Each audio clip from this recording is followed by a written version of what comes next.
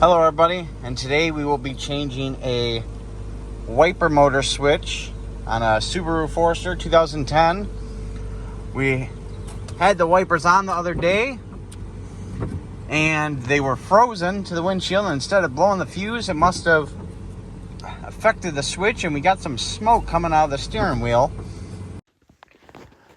Alright, so this is a voiceover video because I filmed in reverse. I got all the clips as best as I could in order. You got the one Phillips screw underneath the steering wheel holding the bottom trim on.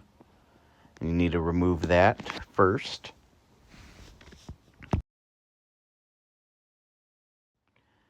Second step is to get the top of the trim loose, and there's two screws that actually hold that on. It's behind this connector I'm pointing to in the video. Now the screw isn't in there right now. Another clip will show you later on. You can see where I'm pointing at the top of my screwdriver right there. That's where the screw actually sits to hold the top trim piece. There it is right there. I point at it again. Now that's one of them. There's two on the top that you need to loosen and take the screws out of to actually have enough wiggle room to get that switch out. Now the other side is a lot more difficult to see. You're going to have to bend at awkward angles to get in there. It was kind of dark up there to see it. It's far up there. Now this is the video where I have my screwdriver on it. I'm actually on the screw right there. It's between all those wires there. It's just so dark you can't get a good camera angle to see it. But you got to get those two loose, or you're going to end up cracking your trim piece if you're trying to pry up on it. Now I slowed down the video here. You can see I had the one screw still in there. It's right above that pigtail connector. I point at it right there.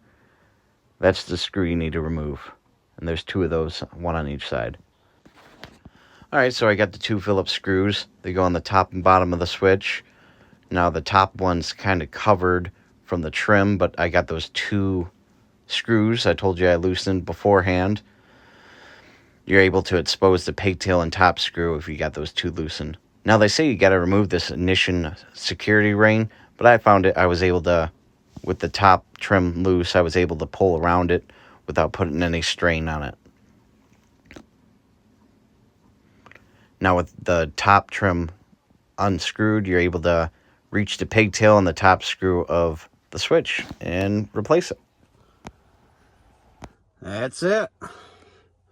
Just the one screw on the bottom, the 1, 2 on the sides. Pull the cover slightly up, and then you got the two small Phillips right there. Simple job. You can do it yourself, save the money. Bye for now.